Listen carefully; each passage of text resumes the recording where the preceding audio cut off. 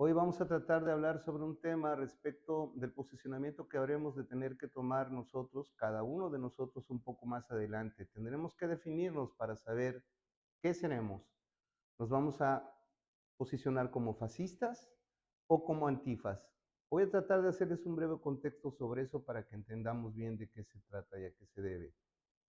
Antifa o Acción Antifascista fue una agrupación fundada en Berlín, Alemania, en 1932, previa la Segunda Guerra Mundial que inició, como tú recordarás, en 1939, por la cual comunistas alemanes, en unidad con los socialistas y los sindicalistas, se unieron para contrarrestar la emergencia de la ultraderecha segregacionista del fascismo en Europa. Su objetivo era asumir la autodefensa de los grupos de choque fascistas en la época nazi, principalmente en Alemania.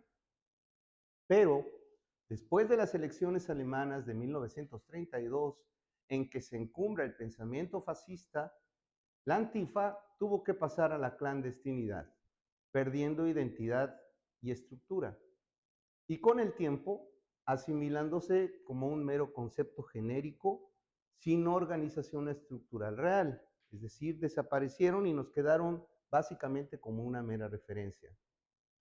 No podremos entender el contexto actual de la condena de Trump a la Antifa sin pasar por entender primero lo que es el macartismo de los años 50 que protagonizó Joseph McCarthy, poderosísimo senador por Wisconsin, personaje que sembró con mucho éxito una ideología ultraconservadora que pasaba por encima de los derechos humanos y el debido proceso sobre aquellos que eran considerados y condenados por sospecha de traición a la patria o por ser comunistas en los Estados Unidos, lo cual también se dio en un contexto dentro del cual los Estados Unidos se encontraban en el curso de la Guerra Fría con la Unión Soviética, el ascenso de Mao Zedong en China y la Guerra de Corea recién iniciada en 1950. Entonces los estadounidenses vivieron una especie de histeria colectiva respecto de su seguridad nacional, favoreciendo la aparición de estas doctrinas paranoicas que veían enemigos y traidores por todos lados dentro del territorio de su país. Cuestión que derivó en persecución a medios de comunicación, organizaciones sociales y ciudadanos de pensamiento liberal, aunque no llegaran a ser comunistas, socialistas o prosoviéticos. El presidente de Estados Unidos ha vuelto a traer el fascismo a la vida de aquel país, con todo lo que ello signifique para el mundo. Pero no lo ha hecho de manera cautelosa, silenciosa, mesurada o simbólica. Lo ha hecho con una declaración abierta que condena el fantasma de la Antifa, que es como condenar un cadáver porque ya no existía y que no tiene estructuras articuladas organizacionales actualmente. Todo ello motivado por el asesinato de Charlie Kirk al señalar como terrorista a la Antifa para dirigir hacia la izquierda la responsabilidad. Solo que, siendo un concepto y no una estructura organizada con miembros afiliados, me refiero a la Antifa, pues entonces cada quien podría calificar a un sujeto como antifascista a su antojo, porque no tiene registros ni miembros. Dos cosas muy graves y preocupantes en esto que quiero compartir. Primero, el presidente Trump se ha declarado fascista al condenar el Antifa, lo que claramente equivale a asumirse como un profascista. Y ya sabemos lo que el fascismo trajo consigo en el nazismo alemán y el fascismo italiano. Segundo aspecto que destacar es que cualquier sujeto podría caber en el estereotipo de Antifa si no existe como organización estructurada actualmente, y es un gran riesgo para cualquier persona. Es decir, que tener una convicción política apenas desapegada a la ultraderecha mundial podría colocarte como antifascista.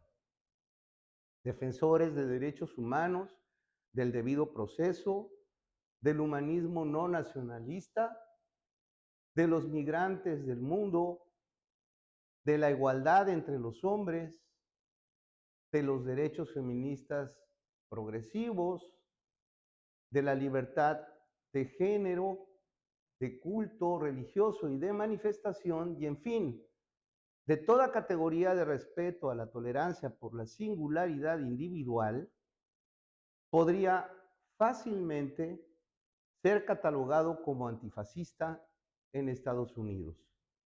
Y del mismo modo, seguramente serán clasificados los países más adelante según sus propios órdenes de gobierno, ya sea porque son liberales, progresistas o claramente socialistas. Ahora, lo que personalmente me alarma es lo impresentable que resulta asumirse como partidario de la discriminación en todos sus tipos, géneros y formas. Asumirse como intolerante, asumirse como racista, como represor, todas ellas características del fascismo. Debo reconocer que a mi edad, por la experiencia de vida, no hay muchas cosas que me asombren. Sin embargo, confieso que jamás imaginé ver un presidente del mundo libre, particularmente de uno que encabezó a las potencias aliadas para vencer en la Segunda Guerra Mundial, precisamente a los países que defendían el fascismo, declararse el día de hoy profascista y condenar el Antifa. Ahora se ha declarado terrorista el Antifa en Estados Unidos, pero ¿quiénes son? ¿Qué es o quiénes lo integran si no existe? ¿Y cómo vamos a identificar a esos terroristas? En enero de 2021, para darles algo de contexto, al final de su anterior gestión, Trump firmó un memorando que en castellano podríamos traducir como memorando de inadmisibilidad de personas afiliadas con Antifa con base en actividad criminal organizada. Este memorándum tenía el fin de que se aplicara a los migrantes, negándoles acceso al país y a los derechos humanos básicos. El memorándum también estableció que debían considerarse miembros de Antifa todos aquellos que participaran en manifestaciones de derechos de minorías, como el Black Lives Matter, la vida del negro sí importa, el fenómeno producido por el abuso policial sobre George Floyd, que terminó en la muerte de este por abuso policial y que según Donald Trump había sembrado violencia y división en los Estados Unidos. Y desde luego, en este presupuesto cabían también los migrantes, particularmente mexicanos, que según su discurso estaban incluidos, pues eran parte siempre de organizaciones criminales. Pero apenas la semana pasada, para enfocar hacia la izquierda y a los demócratas y liberales el asesinato realizado por un republicano blanco a la víctima también republicana blanca, Charlie Kirk, Donald Trump avanzó su pretensión publicando en sus redes lo siguiente, escuchen textualmente, traducido, decía, me complace informar a los patriotas de Estados Unidos que estoy decretando a Antifa, desastre de la izquierda radical peligrosa y enferma, como una gran organización terrorista. Haré mi más enérgica recomendación para que la financiación de Antifa sea profundamente investigada de acuerdo con las más altas prácticas y estándares legales. Este era el texto que Donald Trump puso en sus redes apenas la semana pasada. Hoy seguramente habrá manteles largos en el Ku Klux Klan, en las organizaciones neonazis de Europa, en los grupos antiinmigrantes, en las tiranías que se sostienen a través de la represión a las libertades de sus paisanos. Pero también debe haber miedo entre los liberales, los progresistas los socialistas y los humanistas de los Estados Unidos. Sobre todo porque las protestas contra la militarización de California, Washington y Nueva York y las redadas indiscriminadas de ICE pueden ser consideradas terroristas Antifa cualquier día. ¿Cómo puede llegarse a establecer que personas antifascistas son peligrosas? La afirmación en sí misma es una falacia absurda, porque aceptarla equivaldría a concluir que entonces lo moral y socialmente correcto es ser fascista. En esas condiciones va a ser muy difícil para cada uno de nosotros ubicarse como fascista o antifa. ¿Vamos todos a terminar siendo terroristas? Protestar por salarios dignos, protestar por la discriminación, la no discriminación, protestar por los derechos humanos, por el debido proceso, etcétera, ¿nos va a convertir en antifas? Voy a aventurar una premonición, solo para ver si el azar da razón al razonamiento articulado de la percepción sobre los acontecimientos que están sucediendo en el mundo. Veo venir una terrible opresión en Estados Unidos que podría desembocar en insurgencia. Veo también ese gobierno recorrer el mismo camino que Alemania en la época del nacionalsocialismo. Veo gran peligro para México, cuya población es claramente antifa. Y finalmente, veo de nuevo repetir a la humanidad su misma historia en la construcción de una alianza para destruir el fascismo. Las naciones que no conocen la historia están condenadas siempre a repetirla. El nuevo macartismo en Estados Unidos traerá una ola de injusticia, ilegalidad y tristeza en el mundo. Pero lo que subyace a todo lo que estamos viendo nacer es la absoluta convicción mesiánica de gobiernos que no de sus pueblos, de prevalecer en el poder a como dé lugar. Y aquí está el corazón del tema que hoy quería compartir contigo. La actitud genocida de Netanyahu en Gaza, la irracional necedad de la OTAN en Ucrania contra Rusia y la amenazante conducta de Estados Unidos en Latinoamérica, me refiero a México y Colombia y Brasil, pero principalmente a Venezuela y Cuba, tienen un común denominador.